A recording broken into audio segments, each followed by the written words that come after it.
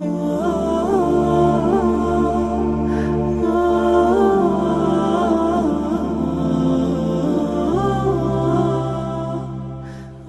و نصلی علی رسول الکریم اما بعد فاعوذ باللہ من الشیطان الرجیم بسم اللہ الرحمن الرحیم اللہم صلی علی محمد وعلی آل محمد کما صلیت علی ابراہیم وعلی آل ابراہیم انکا حمید مجید اللہم بارک علی محمد وعلی آل محمد کما بارکت علی ابراہیم وعلی آل ابراہیم انکا حمید مجید۔ السلام علیکم ورحمۃ اللہ وبرکاتہ۔ ہماری آج کی حدیث صحیح مسلم کی روایت ہے۔ رسول اللہ صلی اللہ علیہ وآلہ وسلم نے ارشاد فرمایا، لا یستر عبد عبدا فی الدنیا الا سترہ اللہ یوم القیامہ، یعنی جو بندہ دنیا میں کسی بندے کی پردہ پوشی کرتا ہے،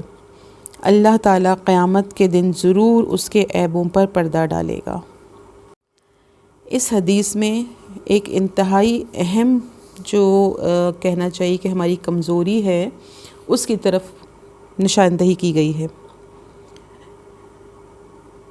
ہم میں سے تقریباً ہر شخص اس کی یہ ہیبٹ ہوتی ہے، یا ایک شاید ہمارا مزاج بن چکا ہے، ہماری عادت بن چکی ہے کہ جہاں بھی ہم کہیں بیٹھیں گے کسی کے ساتھ تو ہمارا جو ڈسکشن پوائنٹس ہوتے ہیں عموماً وہ دوسرے لوگ ہی ہوتے ہیں، کوئی تھرڈ پرسن ہوتا ہے، اور ہم دوسری کسی بھی شخص کی اگر کوئی کمزوری یا کوئی عیب یا کوئی بات ہمارے ہاتھ آ جائے اور ہمیں پتہ چل جائے تو ہم اس کو اپنا اولین فرض سمجھتے ہیں کہ اس کو آگے فوراً ڈیلیور کر دیں۔ اور جب سے خاص طور پہ یہ موبائلز اور واٹس ایپ اور یہ سب چیزیں آئی ہیں، اس نے تو ہمارا یہ کام اور آسان کر دیا ہے کہ جہاں ہمیں کسی کے بارے میں کوئی خبر ملی فوراً فون گھمایا اور آگے اپنا میسج کنوے کر دیا۔ یا کہیں بھی کسی گیدرنگ میں بیٹھے ہوئے ہیں، کہیں بھی بیٹھے ہوئے ہیں، کوئی لوگ جمع ہیں آپس میں، تو ان کا ہاٹ ٹاپک کیا ہوتا ہے؟ کوئی تھرڈ پرسن، دوسروں کو ڈسکس کرنا۔ اگر کسی شخص کی کوئی کمزوری، کوئی عیب، کوئی برائی ہمارے نوٹس میں آتی ہے تو کیا ہمارا فرض نہیں ہے کہ ہم اس پہ پردہ ڈال دیں، اس کو ڈھانپ لیں، اس کی عزت کو نہ اچھالیں، اس کی عزت کو کور کر دیں، لوگوں کے سامنے اس کے عیب بیان نہ کریں؟ لیکن من حیث القوم یہ ہمارا ایک مزاج بن چکا ہے کہ ہم اس چیز کو بہت انجوائے کرتے ہیں کہ ہم لوگوں کی برائیوں کو اور کمزوریوں کو جو ہے وہ ڈسکس کریں اور ان کا مذاق اڑائیں اور ان کو لوگوں کے سامنے شیئر کریں اور اس کو انجوائے کرتے ہیں۔ تو یہاں پہ کیا بتایا جا رہا ہے کہ جو بندہ دنیا میں کسی بندے کی پردہ پوشی کرے گا، یعنی اگر میرے نوٹس میں کسی کی کوئی بات آ جاتی ہے، کسی کے بارے میں کوئی بات پتہ چلتی ہے،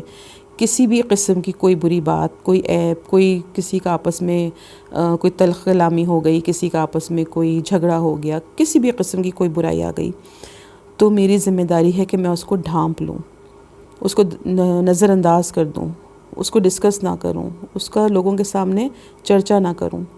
کیونکہ اس کا نتیجہ کیا ہوگا؟ اگر میرا رد عمل ایسا ہوگا تو اس کا ریوارڈ مجھے کیا ملے گا کہ اللہ تعالیٰ قیامت کے دن ضرور اس کے عیبوں پہ پردہ ڈالے گا۔ یعنی وہ دن امیجن کریں جو بھاری دن ہوگا، جس دن انسان جب کھڑا ہوگا میدان حشر میں تو وہ اس خوف میں مبتلا ہوگا کہ میرا اعمال نامہ سارے لوگوں کے سامنے کھل گیا تو میں تو تباہ ہو جاؤں گا۔ اس دن کی رسوائی سے بچنے کے لیے ہمیں دنیا میں تیاری کرنی ہے۔ اور اس چیز کو امیجن کریں کہ خدا نخواستہ اگر ہم میدان حشر میں اللہ تعالیٰ سارے لوگوں کے سامنے میرا اعمال نامہ کھول کے بیان کر دیں، اور جو زندگی میں نے کام کیے، جو برائیاں کی، جو گناہ کیے، جو میرے عیب تھے، اللہ تعالیٰ سارے لوگوں کے سامنے میرے وہ عیوب ظاہر کر دے، تو اس وقت میری کیا حالت ہوگی؟ دنیا میں ہم کتنی کوشش کرتے ہیں نا کہ میری کوئی کمزوری، میری کوئی غلطی، میری کوئی برائی کسی کو پتہ نہ چلے، کسی کے سامنے نہ ظاہر نہ ہو۔ تو آخرت کے دن کو امیجن کریں کہ اس دن، اصل دن تو وہ ہے نا، اس دن کی حسرتیں ہمیں نہ ہوں، اس دن کی رسوائی سے اللہ تعالیٰ ہم سب کو بچا لے۔ اس دن اس چیز کی ضرورت ہوگی کہ جس طرح سے اللہ نے دنیا میں ہمارے عیبوں پر پردہ ڈال رکھا ہے، اللہ تعالیٰ آخرت میں بھی ہمارے عیبوں کو ڈھانپ لے، اور ہمیں آخرت کی رسوائی سے بچا لے۔ جس طرح ہم دنیا میں اپنی رسوائی سے ڈرتے رہتے ہیں، ویسے آخرت کی رسوائی سے بچنا چاہیے، کیونکہ وہ بہت سخت اور بہت بھاری دن ہے۔ اللہ تعالی ہم سب کو توفیق عطا فرمائے کہ ہم اپنے مسلمان بھائیوں اور تمام لوگوں کو، چاہے وہ کسی بھی مذہب سے تعلق رکھتے ہوں، کسی کی برائیوں، کسی کے عیبوں کے کھوج کرید نہ کریں، کسی کو ڈسکس نہ کریں، کسی کی کمزوریوں کو نہ اچھالیں، تاکہ اللہ تعالیٰ آخرت میں ہمارے عیبوں کو ڈھانپ لے۔ اللہ تعالیٰ ہم سب کو نیک عمل کی توفیق عطا فرمائے، اور اللہ تعالیٰ ہم سب سے راضی ہو جائے اور ہمیں آخرت کی رسوائی سے بچا لے۔ وآخر دعوانا الحمدللہ رب العالمین۔ السلام علیکم ورحمۃ اللہ وبرکاتہ۔